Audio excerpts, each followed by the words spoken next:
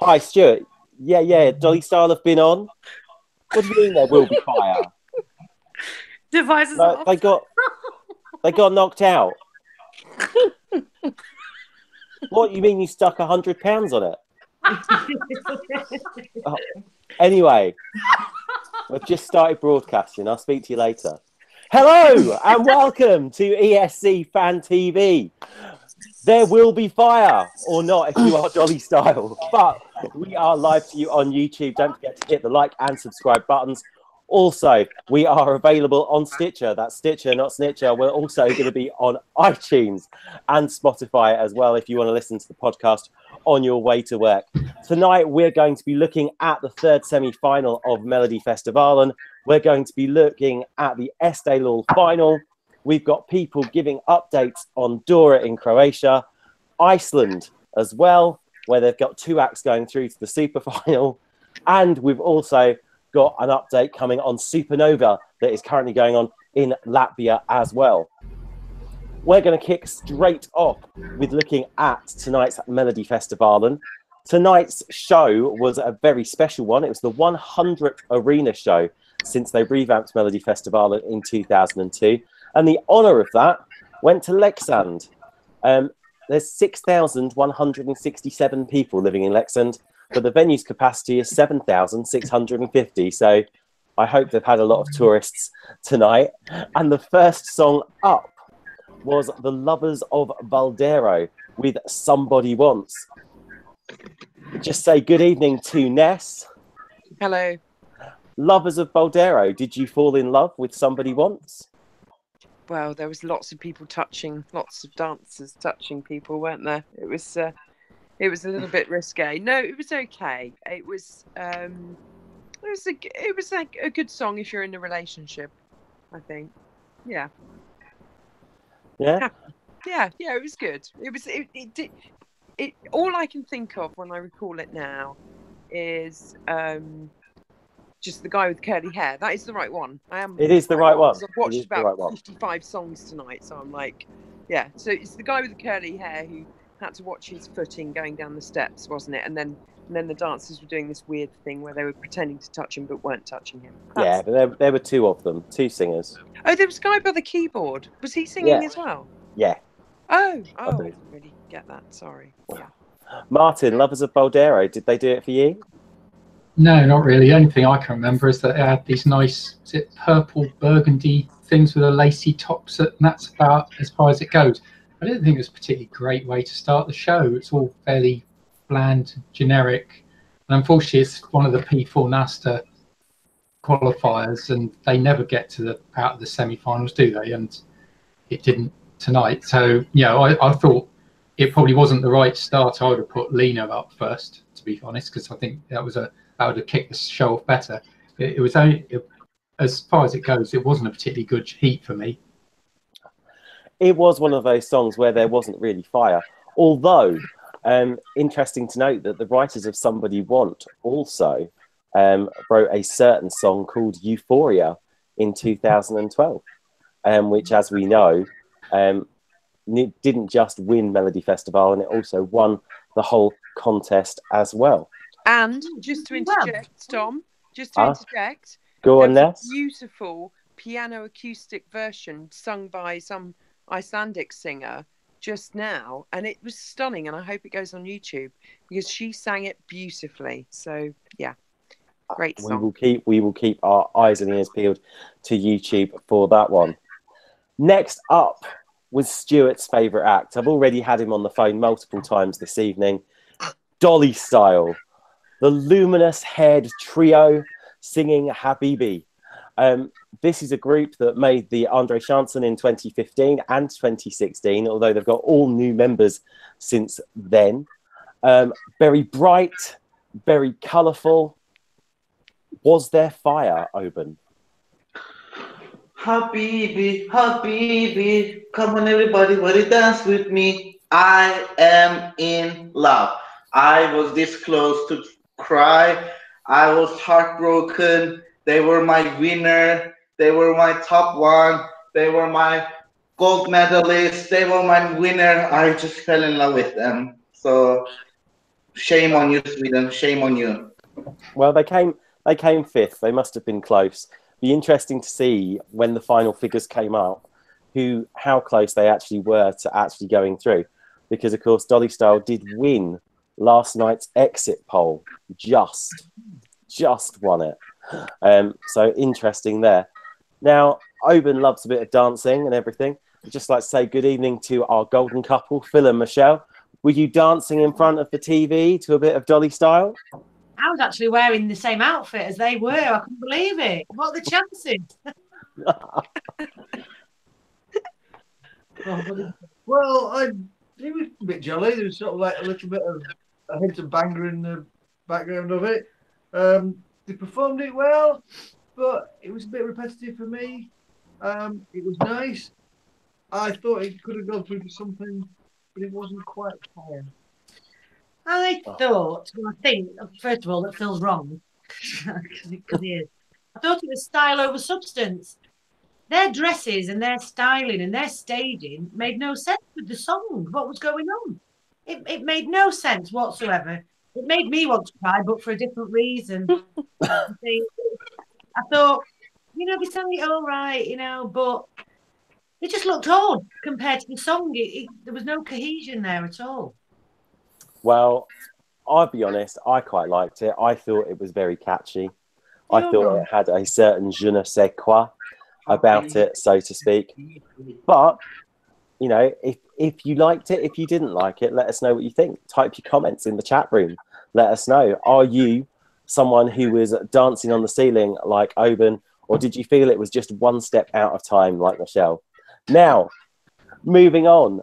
Act number 3 this evening was Marin Stenmarck. No stranger to Eurovision at all. He won Melodifestivalen in 2005, representing them in the contest with the song Las Vegas. He also participated in 2014 and 2016's Melodifestivalens as well. He sung a very melancholic song, La Skittenbrina. Interesting that he spoke about mental health issues and comments that people make about him over the internet during his introduction video as well. But let's focus on the song. Ness, was this a song that set the stage alight for you? It was terribly serious, wasn't it?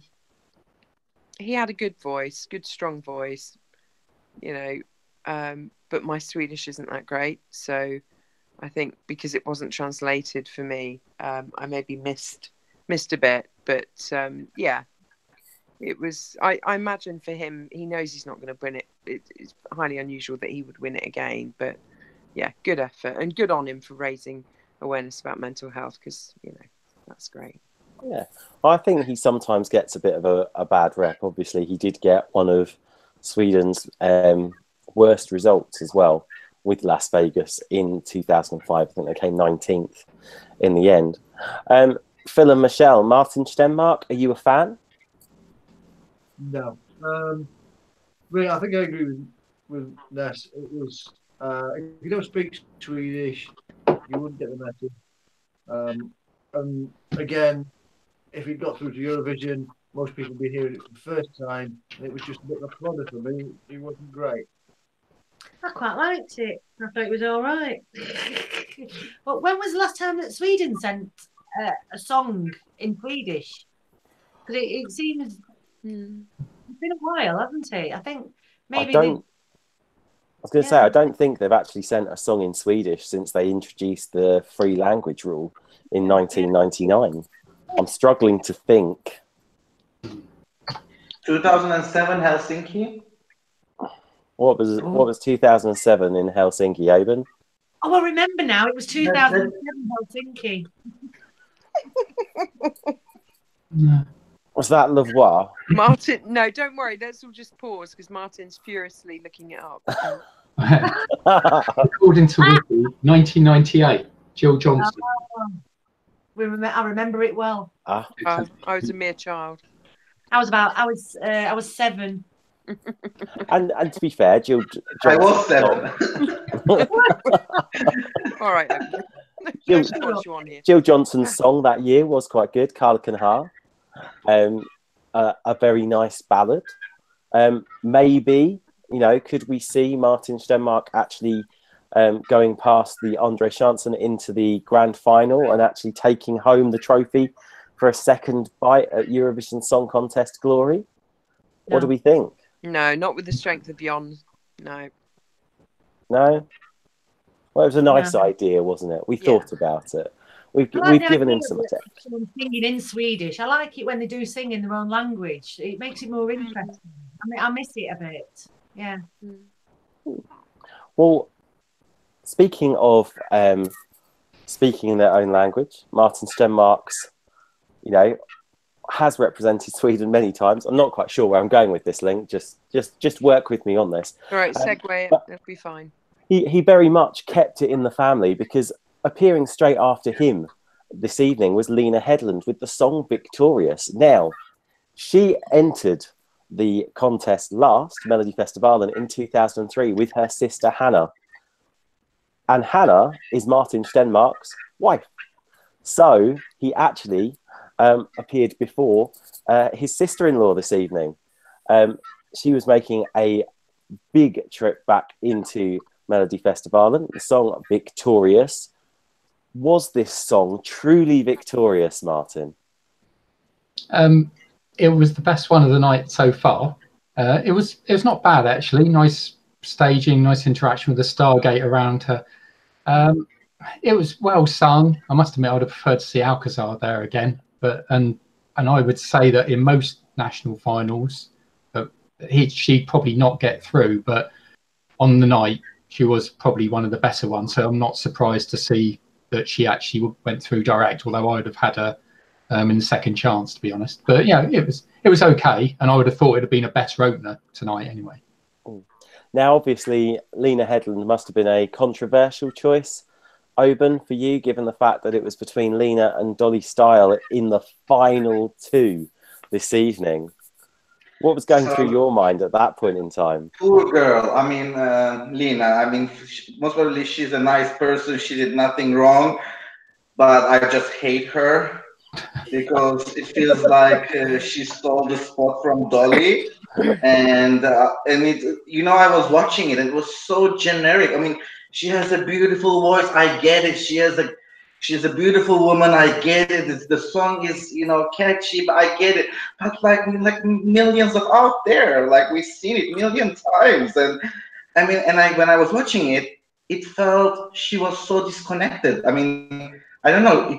Maybe it's the staging. I didn't feel connected to her, and I just hate her for the same reason I hate Netta, that when she stole the winning title from us. Same way Lena stole it from Dolly. So not a fan. I mean, I'll be honest, when I saw this song performed, the first thing that actually popped into my mind with the lyrics, I couldn't get Cascader's Glorious from 2013, the German entry, out of my head. Do you think, Martin, there was any similarity there? Yes, well, I mean, I suppose they're both similar styles of song, although Glorious was better. But then I'm a fan of Cascada, so that's probably one reason why. But yeah, it's a big gap between the two, so you can't really say too much. These sort of songs are always going to crop up year after year, especially in something like Melodifestivalen. This is very true. I do think part of the reason why I may have favoured Victorious slightly this evening is because it rhymes with glorious. But that's by the by. That's by the by. Now, the fifth act on this evening was Omar Rudberg with Om Igen. Interesting song. Strangely enough, it was Robin Sternberg who won Melodifestivalen in 2013 with the song You, helped write this song. He also has more pedigree in Melodifestivalen because he did win with the song he helped write for Robin Bengtsson in 2017, Dance You Off. The song itself was about a destructive relationship, but alas, got knocked out. Didn't even make it into the top 5. Did you think this was this a fair placing, Ness, or would you have placed it higher? Can you just describe what he looked like again? Because I'm having a serious senior. Caribbean. The one with the nice curly hair. Caribbean kid. Yes, yes. No, I wanted him to go through. No. Yeah, I liked that song. Yes. No, Very, you're disagreeing with me, Michelle. Ooh. very catchy and R&B-ish, I thought, Yes. with I that did one. like Go on, Michelle. I don't know, it was just a bit young and creepy again, you know, like last year. Didn't like it.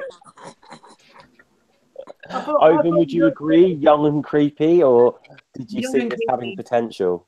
Well, Omar was my third place actually, and I really enjoyed it. It was a breath of fresh air in this two generic songs. It wasn't anything special, but also it made me think like France was saying, okay, Omar, he most probably is a Caribbean background, but it's also a very Middle Eastern name. And France sending Bilal, Italy sending Mahmoud, and then tonight we saw Dolly singing Habibi, and Omar is a very Middle Eastern name. I was thinking that the country is going to make some statement. You know, they couldn't do boycotts, but they wanted to make a statement. I felt at a point, but then both got eliminated, didn't make it even the second chance. So that's what I was thinking when I was watching him. But he was my number 3, and I thought he deserved to go to the second chance. Well, I have to say I was slightly surprised that he didn't actually get through. When he performed, he was one that I thought, yeah, you're going to actually get through to Andre Chanson. I have to say, at the expense of Marin Stenmarck, I didn't think he was actually going to get through this evening. But alas, it was an early bath for him. Didn't make it into the top 5. But we move on to song number 6. Now, Rebecka Karlsson is only 18 years old. If you follow the Melodifestivalen Twitter feed, you'll know that she tried 4 dresses on in the dress rehearsals yesterday to find the perfect outfit for tonight's song, which was Who I Am. She's someone who reached the semi-final of Sweden's Got Talent in 2014. She was runner-up in Swedish Idol in 2016. She had actual gymnasts and actual ballet dancers in her performance. She made it through to Andre Chanson as well. Surely this is a song with bags of potential here, Martin.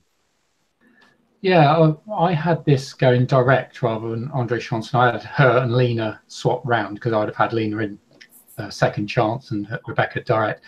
You know, nice voice. I think it was a bit at the top of her range occasionally because it sounded a bit shrieky, but that's maybe just my speakers. I don't know.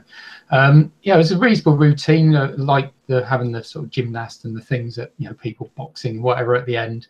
I don't know what outfit she chose before. They all seemed very dark, so I don't know whether, you know, she's gone for the really dark one, whether that made it so that she ended up in second chance rather than direct because people went for the brighter Lena. I don't know. I'll be honest with you, they did put a picture up there and I did think she looked better in the lighter outfit because I think it was a choice between a white outfit and a black outfit that it came down to. And in the dress rehearsal, she's actually wearing a white outfit almost identical to the one that she actually wore this evening. Phil and Michelle, bringing you in on this conversation, was Rebecka Karlsson's up there for you? Well, going on about like the dresses, I thought because it's like who I want to be and what I can be, and she had like the female role models around her. You can be a boxer, you can be a ballerina or whatever. And I did think that they did look miserable. It's like, yeah, I am this, but I don't really like it. You know, why weren't they happy? They just, you know, I mean, I've got a silver dress on, or if I do that, it goes, you see, I've got a green dress on. That's what she should have done. She needed to have a colour change dress, and she'd have been through like a shot. Do you know what? With the key change. Yeah, she could have gone, well, like that, see? I've got it. Have you seen the second Hunger Games film? Yeah. No, because I'm not a teenage girl. Oh. I have. Well, I am. Okay.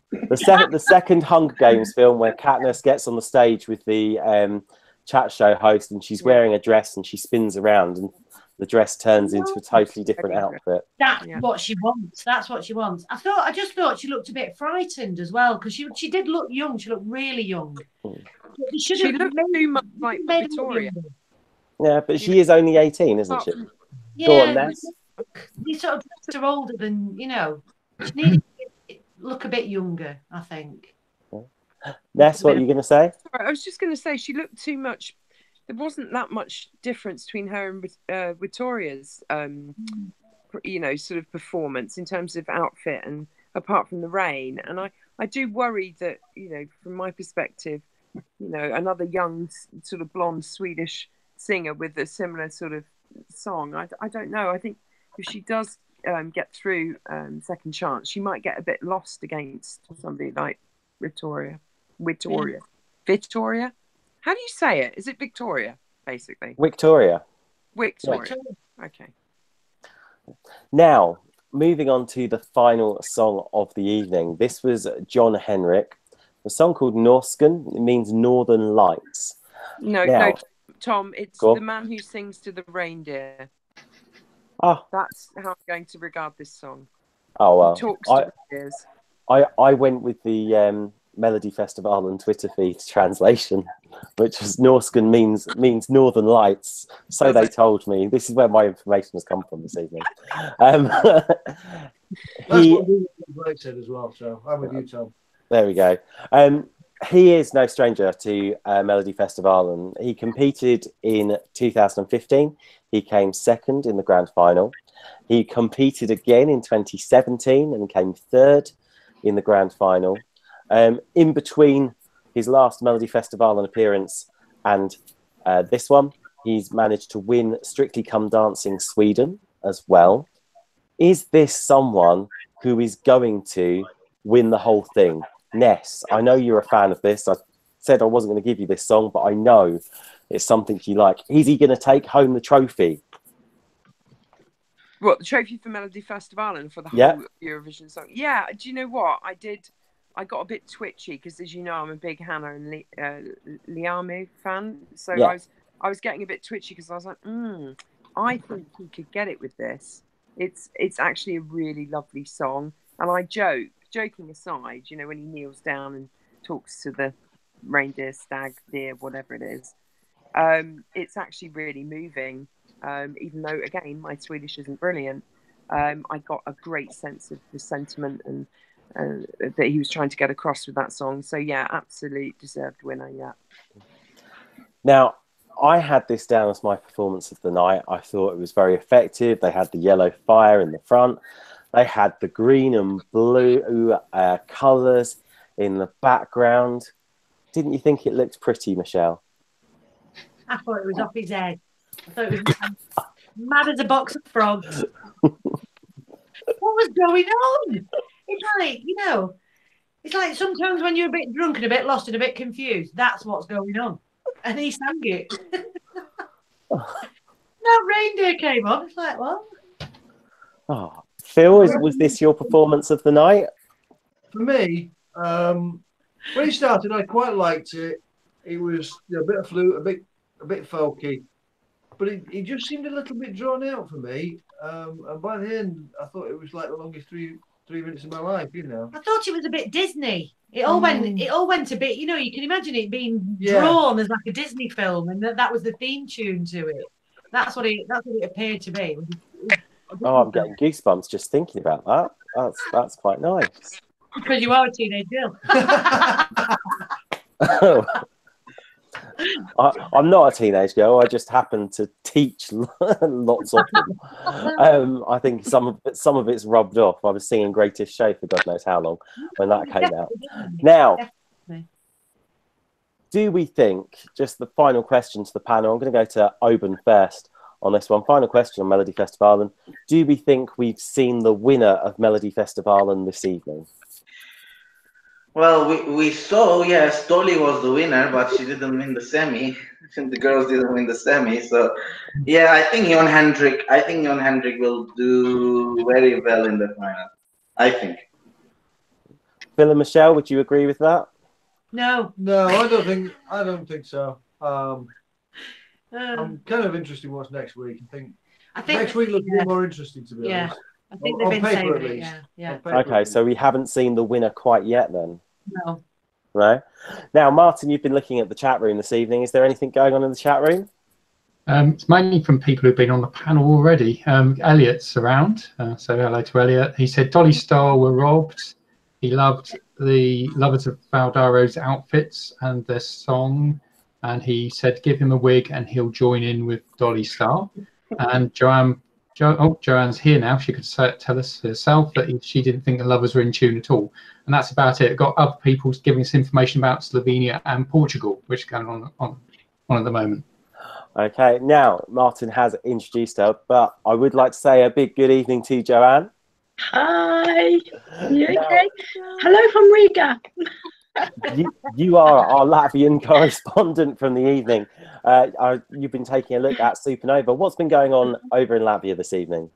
Yeah, I have to say the quality is excellent.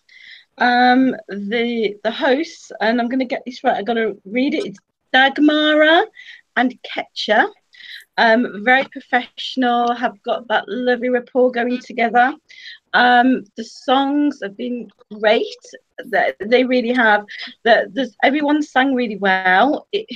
Almost like a studio version, but they are live. The performances have been fantastic. There are only a couple of sort of dodgy notes here and there, but really, really good. The first on tonight was, in fact, the first three were the solo guys. So Marcus Reaver was on first. We all know him from, sort of Supernova's past.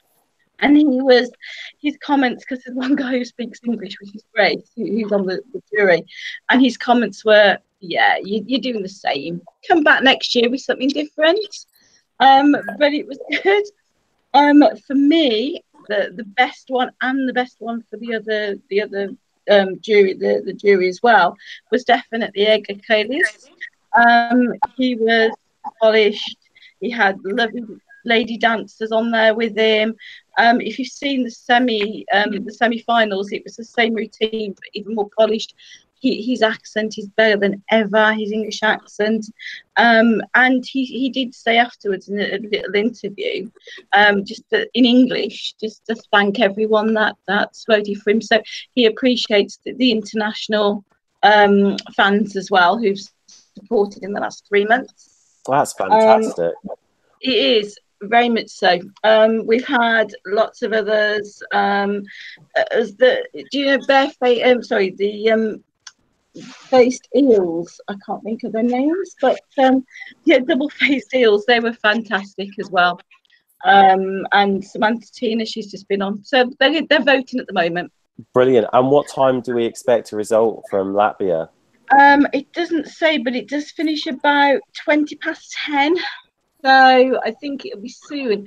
The voting's a bit complicated because it's jury and televote and phone vote and Spotify views and everything and listens. There's lots of things involved in that one. Wow, a great process. And you're going to be on the show tomorrow night with Stuart, giving us a rundown of how that unfolded as well.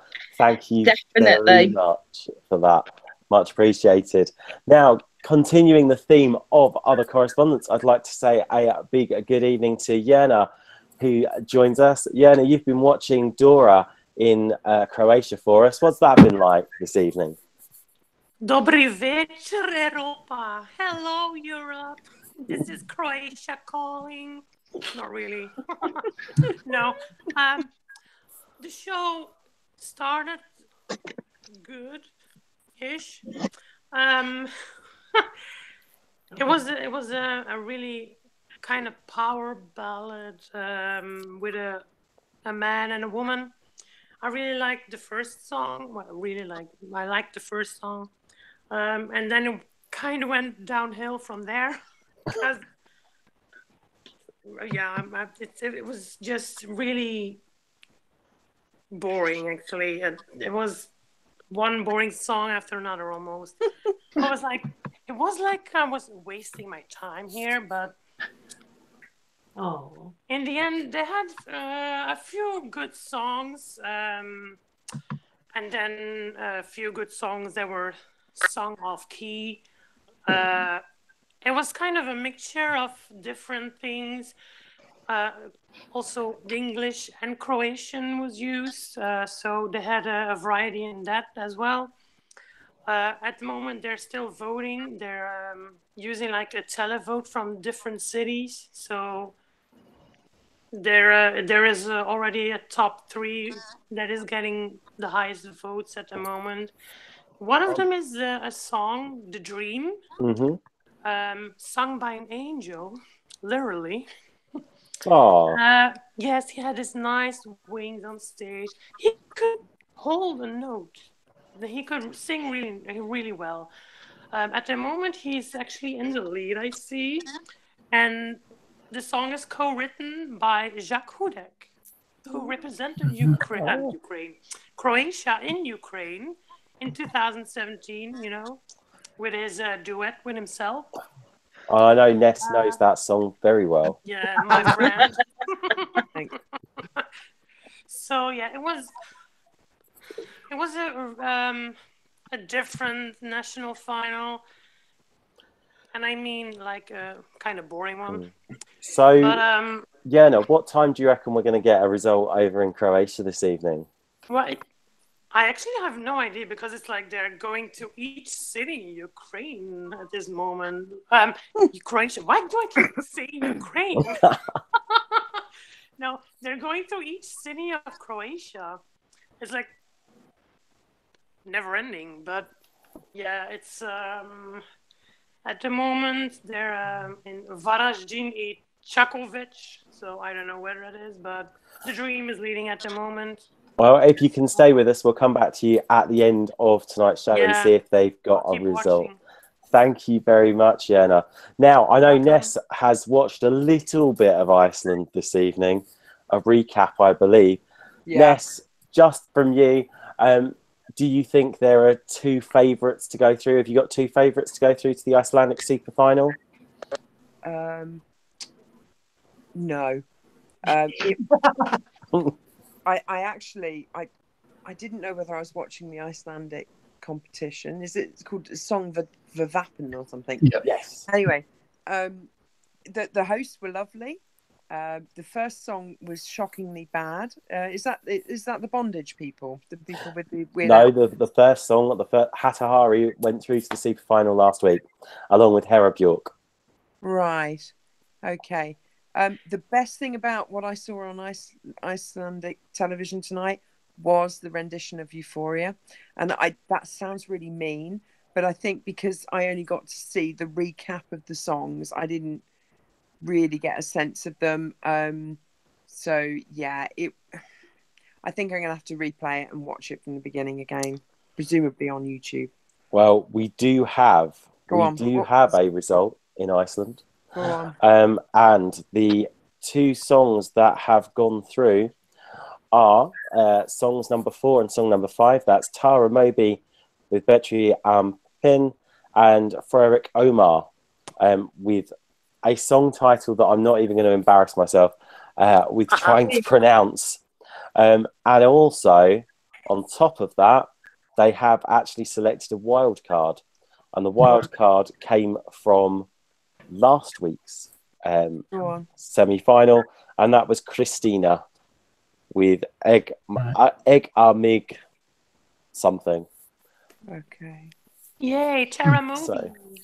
But Tara maybe got through. That obviously, if you tuned into Wednesday night's show, that was a favourite on the panel There on really Wednesday are only night. 700,000 people in Iceland, aren't there? I do think so, yes. Yeah. Now, just move back across to Joanne. Joanne, if you aren't, I know you're glued to Supernova a little bit, but whilst the voting's ongoing, are you okay to share some comments on tonight's Eesti Laul for us? Yes, as absolutely. Well? It is ongoing at the moment, but yeah, I certainly can. Superb. So that segues ourselves into, because tonight Estonia selected its Eurovision entry. Now, Estonia, last year, La Forza, the dress, the opera, beautiful song. Even the year beforehand, with Lost in Verona, which sadly didn't make it past the semi-final, but still managed to find its way into the heart That of was so many good. fans. And tonight they had 12 songs going through to compete for the title of this year's Estonian entry. First up was the song Strong, sung by Sissi, who is daughter of Dave Benton, who obviously won Eurovision for Estonia in 2001 with the song Everybody, sung as a duet with Tanal Padar. Let's go straight to Martin. What did you think of Sissi's entry this evening? Yeah, it's a decent. I keep saying it's a decent opening song. It's good interaction with the crowd. I like the way that she had 3 backing singers and 2 dancers, and they all got together at the end. So it's a good routine, and ending up in the crowd's a good routine. I must admit, I was quite surprised that she was quite so highly marked by the juries, because she was joint second, and she just missed out in the end. She was 4th overall, so just missed out on the super final. So it wasn't bad. But yeah, I don't think she was going to win. But yeah, it was a decent thing. She was a good singer, and she interacted well with everybody on stage with her. So probably as good as it was going to get, given the 3 people that ended up in the super final.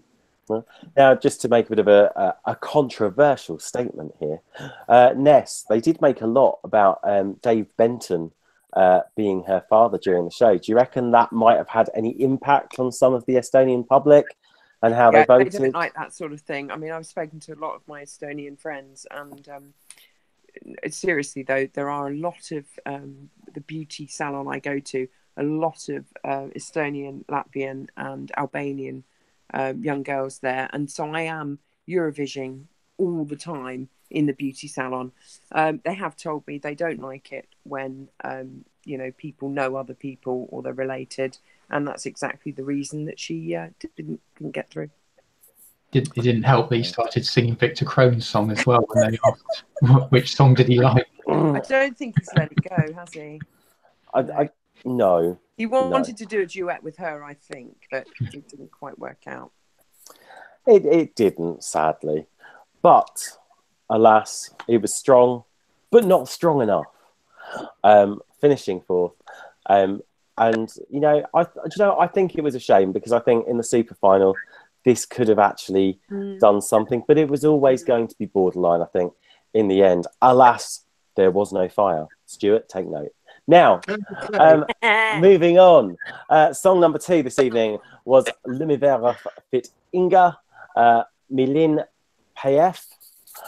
Oban, what was your take on this entry this evening? Sorry, I was looking at my phone. Which act are we talking about? We are talking about Lumivera Fit Inga, yeah.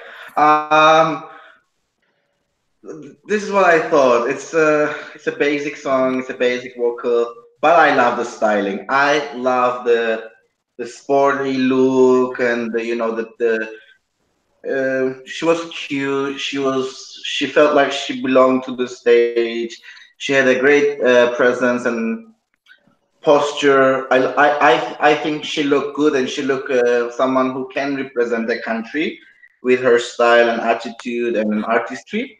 So I didn't put her. I think she was my 7th place, and mediocre. With respect. Yeah. Joanne, would you have liked to have seen this get through to the super final? No, I don't. It didn't. It didn't appeal to me. She was bubbly enough. She sang well enough. But certainly, with all the quality acts that followed, she definitely wasn't up there. I'm surprised that she got quite a few jury votes. To be fair, I was expecting it to be a lot lower down than what she was with the jury. Which was a shame, and sadly I can't actually. I thought it was very upbeat, I thought it was very together, but unfortunately I do think it got lost. And I think one of the reasons it did get lost is because the song straight afterwards was Victor Crone with Storm. Some fantastic visual effects this evening. Wouldn't you agree, Phil and Michelle? No. Phil can go first. Well, to be honest, I really like the song.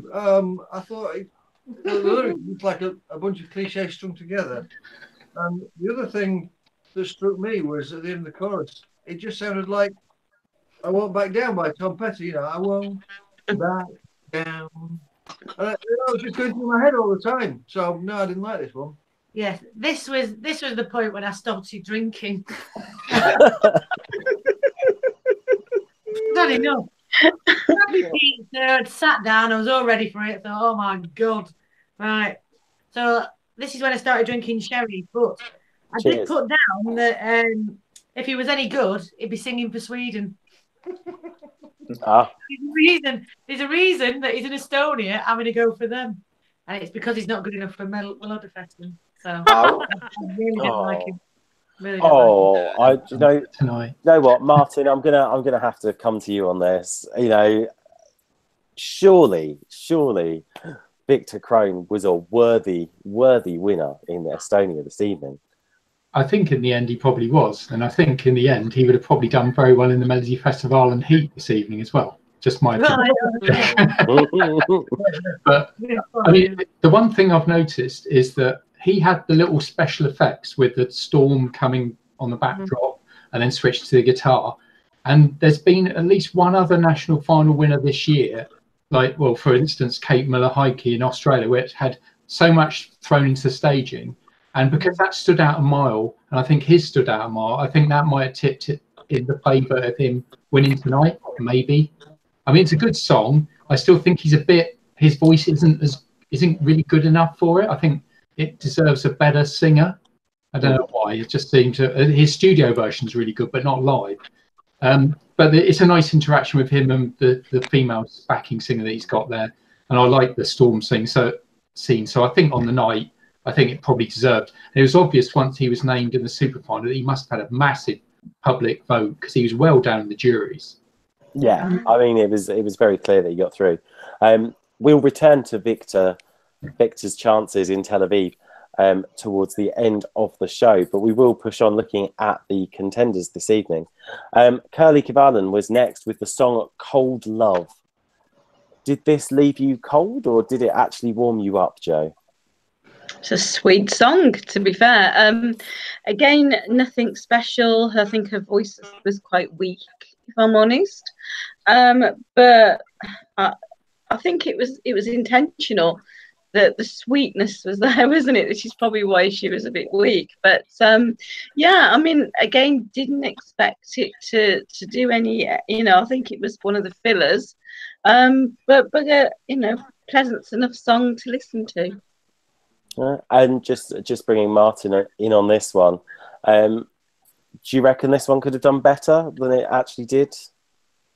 I think in the end, probably not. I think I can't remember where it ended. It's sort of mid-table. I think that's probably where it deserved to be. It was nice. It was nice to watch. Nice with her sitting on the stool with her musicians round her. Nice connection with the camera. Nicely sung. Not sure about her wafting her arm all over the place, but I don't think it was good enough to get in the super final. Put it that way. But it's a nice enough song to have in a national final. Now, moving on, dressed in blue, walking through the crowd this evening was Emily J with the group Extra Basic and the song "Hold Me Close." Oban, did this song sing out to you this evening, or would you rather it just kept its distance? Well, I just noted down just one word for this song, and I just said bored. It just bored me. Is it on purpose? Like they just giving us a break to go grab something to drink? And I was just like, no. It was just absolute no from me. Big fat no. Oh, Phil and Michelle, surely you were there feeling Emily J. No, he's not feeling anybody. She wasn't quite. She started off not quite hitting the high notes, and then she seemed to be not quite hitting any of the notes. It was it's like when you see a performer and afterwards you say that they couldn't hear themselves singing. It sounded like that. It just wasn't very good. Well, I put 1992 rang, and they want the song back. It's like, I don't know what was going on with Estonia. They had all these 90s dance backing tracks. And I actually wrote down was it you buy one 90s backing track, get 10 free? It was unbelievable. And just because it's Chinese New Year, you put the Plinky Plonky sort of thing in, it was like, what's going on? It was mental. It was rubbish. Well, in defence of the 90s, I would like to say, Michelle, I do think they are an underrated decade, a fantastic decade for music. It was awful. One of my favourite decades for music, Michelle. I don't know. On drugs, I can't remember. I wasn't really. I was having children. It passed me by. I was having children. Oh, now, from something that was 90s to something that was perhaps a little bit more, shall we say, believable. It was Kadaya and the song Believe. Did you believe in Kadaya's chances, Joanne? Yeah, again, very sweet song, didn't do much for me. I think, to be honest, I think that was the story of me and Eastie for half of the night, the first half of the night anyway. The wine went down quite well. Yeah, it really did. I stopped drinking the second half. I wonder why, apart from it, obviously. Yeah, I just, yeah, and there was a picture of is that her child? I don't know, the little child at the end. I don't know, it just didn't do a lot, but it was pleasant to listen to, and that's all I can really say about that. I didn't have many feelings for it, to be fair, so sorry. I think it might have been actually her. I think it might have been sort of home video footage of her when she was younger. Oh, that could be it then. Oh, interesting. Now that would make sense. Yeah. Ness, did you believe in Kadaya's chances? No, because I was on the phone to Talk saying, when did my contract end? And it was 2 days ago. So from now on, I will be having super fast Virgin broadband fibre. So unfortunately, I missed the chance to believe in the young lady, but I did see the recap, to be fair. And what I found, I don't know if anybody else did tonight, like I think Estonia and Iceland in particular, the snippets, the recap of the songs really short. So if you had missed the whole song, you were like, you couldn't get a sense of what song it was, because it was like, to be true though, Vanessa, that's not a bad thing, because they were all shocking. It was a blink and you'll miss it kind of thing, but as Michelle said, in some cases that wasn't a bad thing. Now we've entered the halfway stage of our review of tonight's Eesti Laul. Martin, what's the chat room saying? Most of it is actually David Rye, who's one of the regular chatters, but he's actually given me more information about what's going on in Portugal, and that's probably what's been going. Yes, that's it really. So yeah, not anything, no comments about Eesti Laul at all at the moment, so we're just talking to ourselves. Is everybody watching? Wait. No, there is a few people watching. There are people watching. It's just they're not actually wanting to contribute. So yes, if you want to make yourself known about Eesti Laul, then just type something in the live chat now. I was going to say, any questions for the panel, do please ask. And don't forget, if you're watching us on catch up, we do respond to the comments as well that you leave below. And I do know that there have been some comments that Stuart has been responding to over the last few days as well, particularly with our Australia Decides show as well. Now, as we went beyond the halfway stage, Sin Valtri sang in slot number 7 with the song I'll Do It My Way. This, I mean, Estonian style schlager, I think.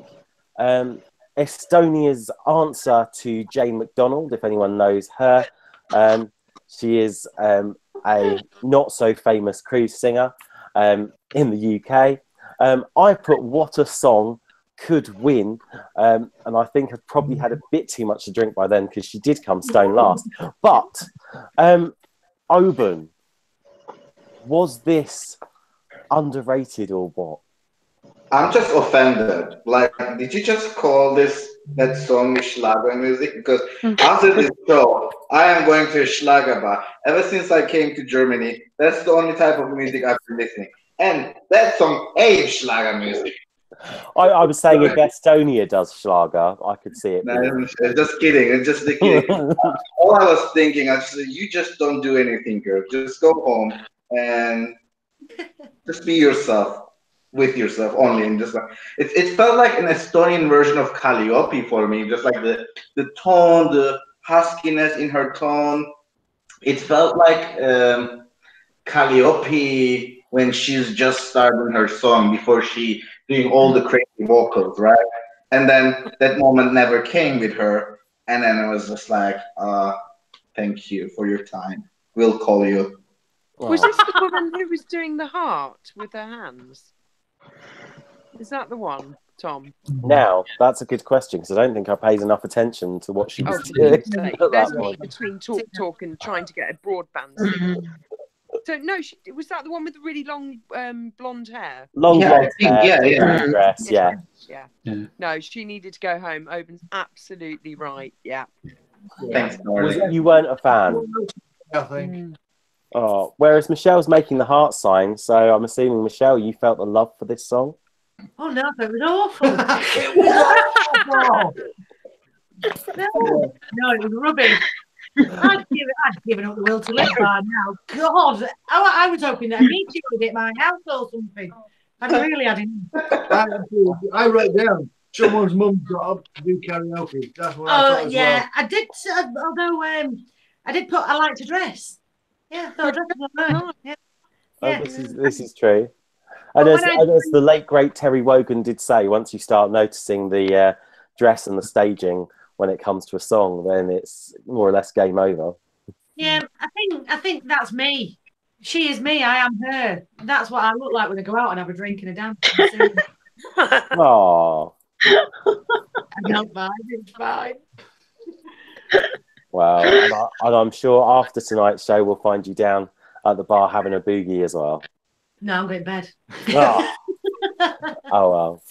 From someone who came bottom of the jury vote, we go straight to the top. Stefan was song number 8. It was a song Without You. Swing time, catchy, piano. He had the looks, he had the style.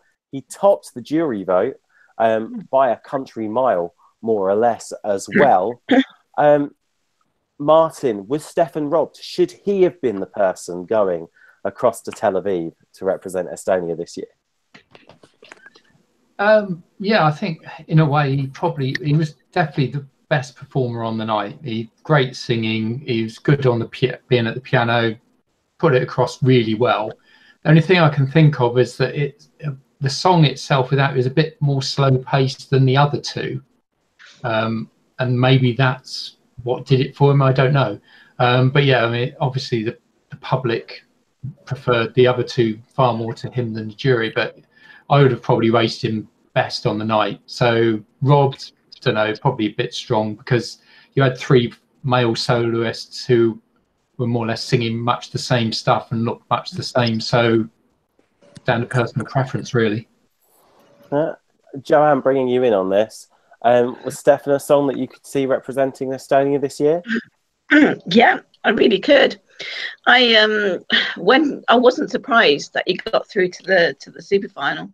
And to be fair, I thought, yeah, if that goes, it'll be really good. You know, there'll be lots of improvements, you know, could be done. But at the same time, he's a, you know, it was a pleasant guy. It was a lovely song. He obviously knew how to present the song with the piano and then walk off. So yeah, I did.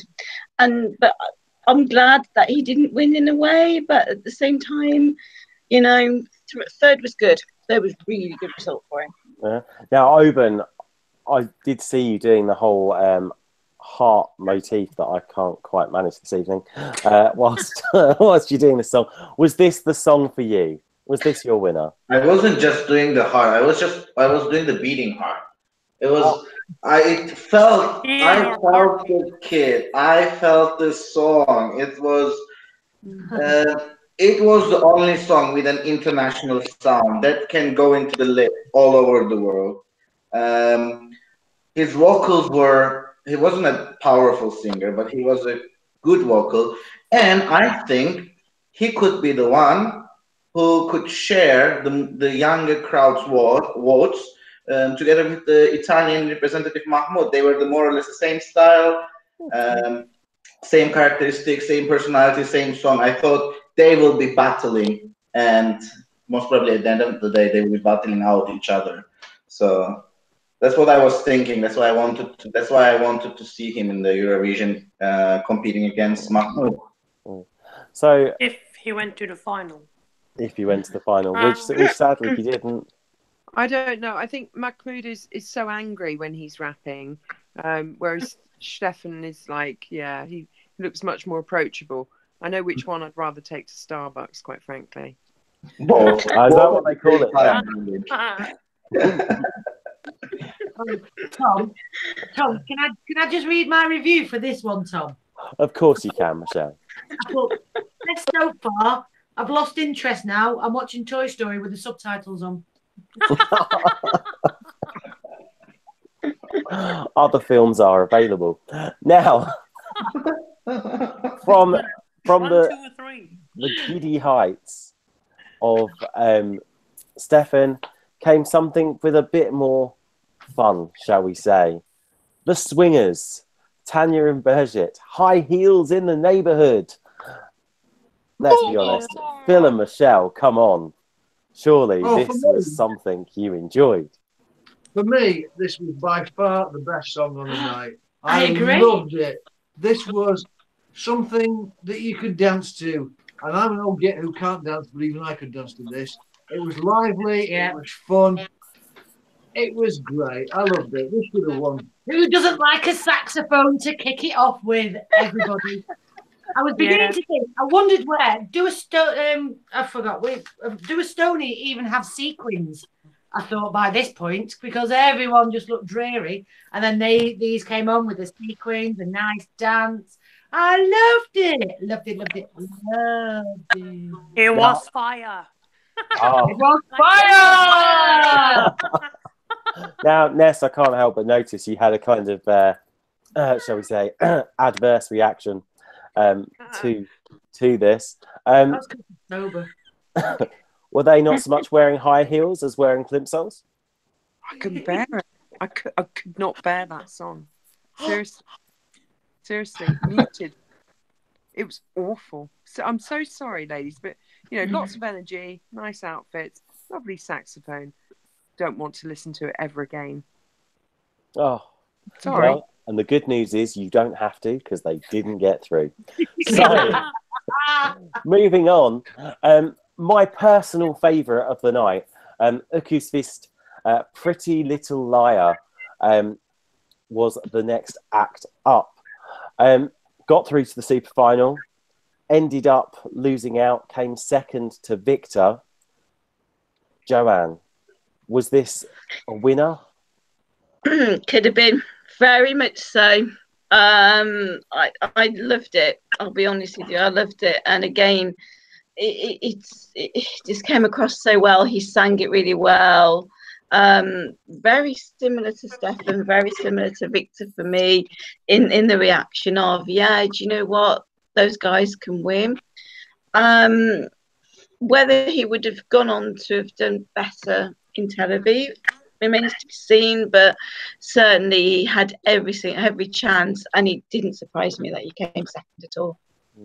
Now, Ness, I want to bring you into this conversation. One of the things that didn't escape me whilst listening to Uku's performance this evening is how anthemic it was. And one of the notes I put was similar to Michael Rice, Bigger Than Us. Yeah, and both of them will need to be in bed by 8 p.m. Central Eastern Time.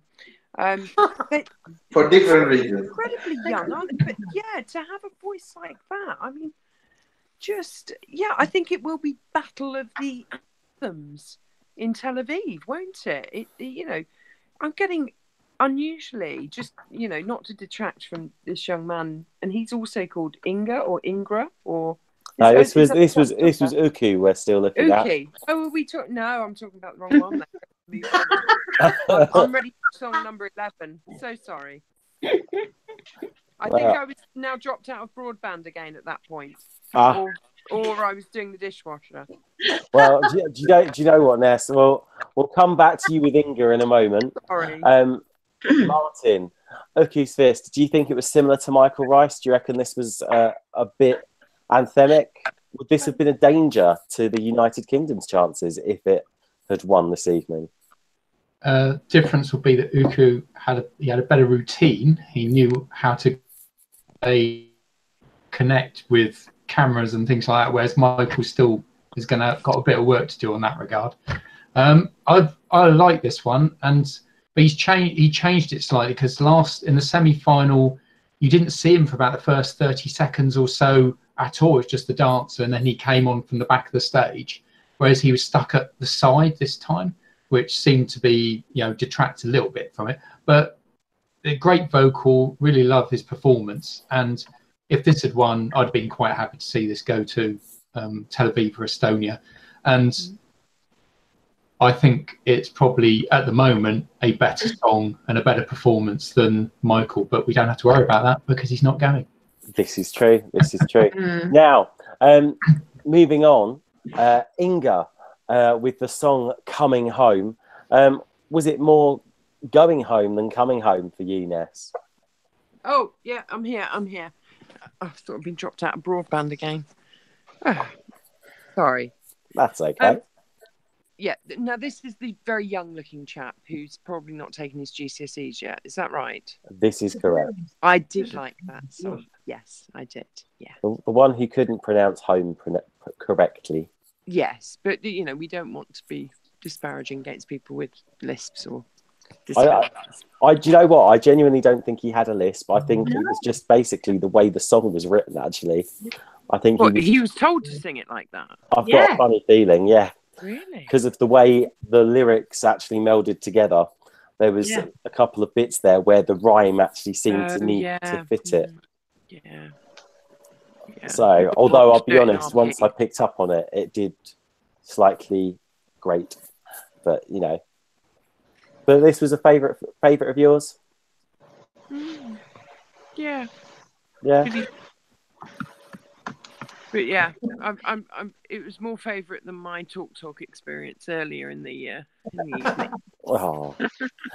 Now, Phil and Sorry, Michelle. there are other broadband providers. Well, but, for me, one thing Ness did say earlier was that it seemed like it might be past someone's bedtime, and I thought it was as well.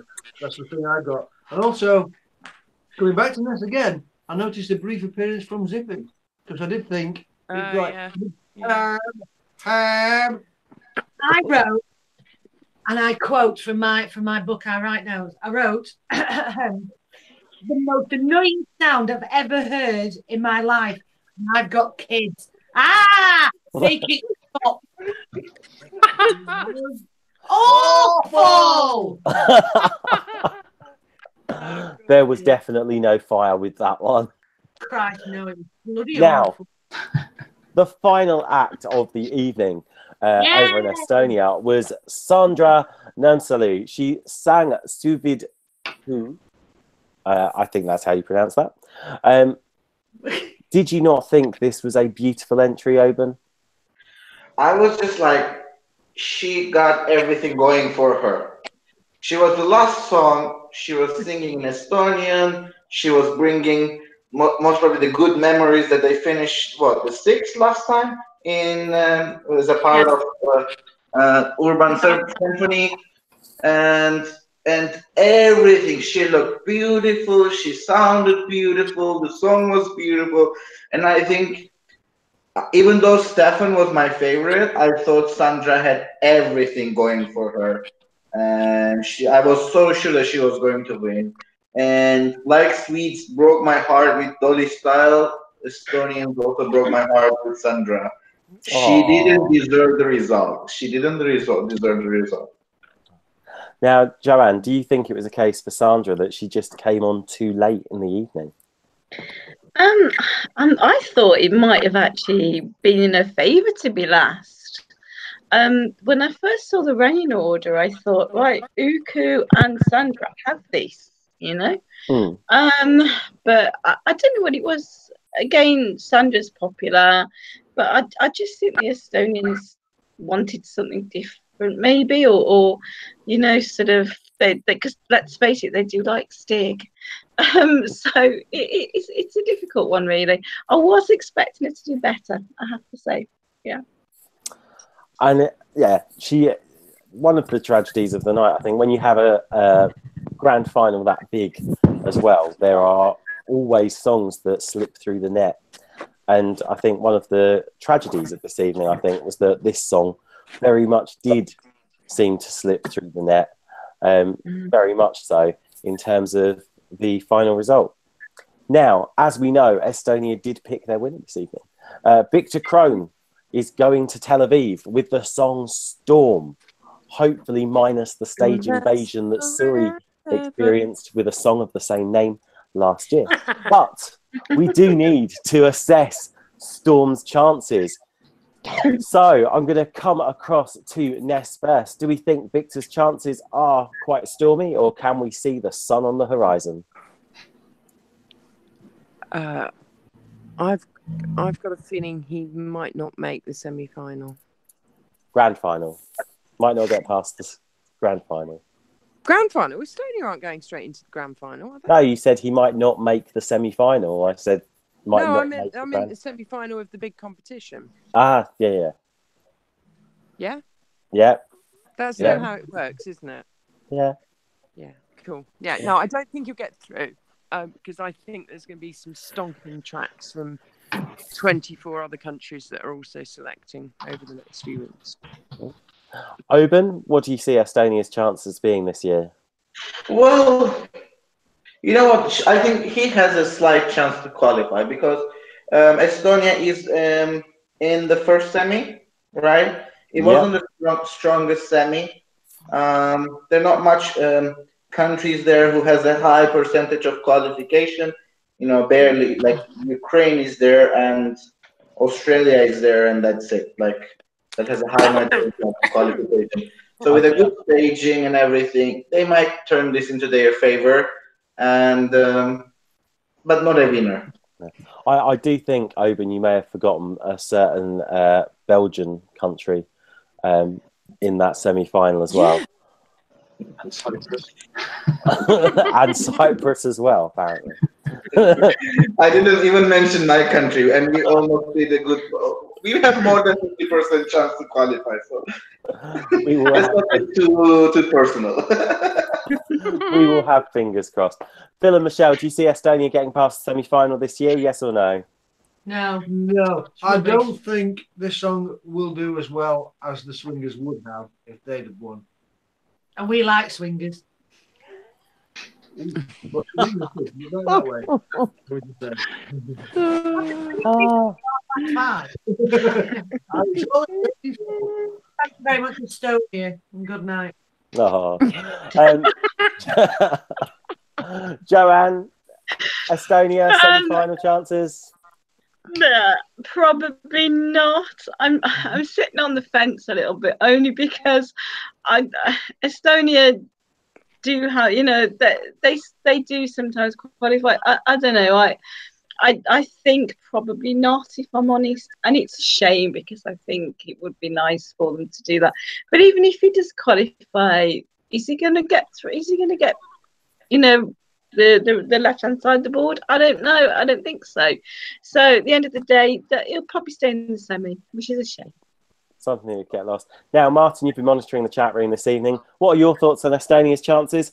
Is the chat room giving us any indication as to how they think Estonia is going to get on this year? Afraid not. No, it's not really much apart from David Rye still needed talking about Portugal. But yeah, there's nothing on the website, I'm afraid. I'm going to be a bit more positive. I think it will get through, just purely looking at who else even now we've got up against it. You know, you've got sort of Lake Malawis and Darude, who the first two songs are going into UMK aren't particularly brilliant, and then Montenegro. So there's a lot of variety there. I think there's a couple of strong ones that will probably sail through. I think this sort of piece of country pop really does quite well at Eurovision recently. So I think, and he does sing it well, and it's got decent staging already. I think it probably will get through. I don't think it'll do massively well in the final, but yeah, there you go. I'll be a bit more positive. Do you know what, Martin? I'm going to echo your positive thoughts as well. I can see this scraping through the semi-final in about 8th or 9th place, and then probably mid-table obscurity, I think, is where I'd place it in the grand final if it got through. And that more or less wraps up our show for the evening. We are back tomorrow night looking at Romania's national final. We've got Joanne giving a rundown of Latvia's national final, plus recapping everything that's gone along this evening. Stuart will be hosting the panel tomorrow night, and apparently, don't tell anyone, there will be fire. Meanwhile, yeah, we have results, guys. We do. Breaking news. Croatia result. Yerna, what is the result in Croatia this evening? Well, we will all be dreaming because there will be an angel on stage in Tel Aviv.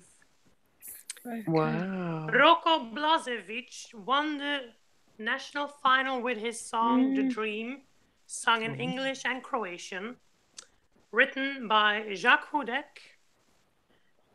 The jury gave him 12 points, the top mark, and the televote as well. So fantastic. So, runaway winner in Estonia. We have a result in Latvia as well. And over in Latvia? Over in Riga, it's Carousel, who were last on tonight. 4-piece bands, lady and 3 guys, violin, a little bit different. Wasn't my favourite, wasn't that bad. No idea how the result went. I just know that was that one. So I'll check it all up later. I've got £10 on that. I can't believe it got through. Yeah. Stuart will be jealous because he had 100 on Dolly Style. Now, as I said, Stuart will be here tomorrow night with extra fire because he'll have the Latvian and the Croatian entries to look at, plus also what's been happening this evening and the main event, which is the Romanian final that takes place tomorrow night. I'll be on the panel tomorrow night. And sadly, I won't be here next Saturday. Stuart will be here next Saturday, hosting a show on Melodifestivalen. But before that, let's not forget on Friday night, we're back because Germany selects its song for Israel as well. Wunderbar. And that will be Friday night sorted. Missed out, I should say. Trying to echo a live and kicking thing from the 90s, which I still say, Phil and Michelle, was a great decade. Now, I'd like to finally thank everyone on my panel tonight very much. Thank you to Ness. Thank you, Tom. Excellent job. Thanks to Oban. Good night, everyone. Thanks to Phil and Michelle. Cheers, Tom. Bye. Thanks to our correspondent in Croatia, Yerna. Hvala, dobro večer. Thanks to Joanne.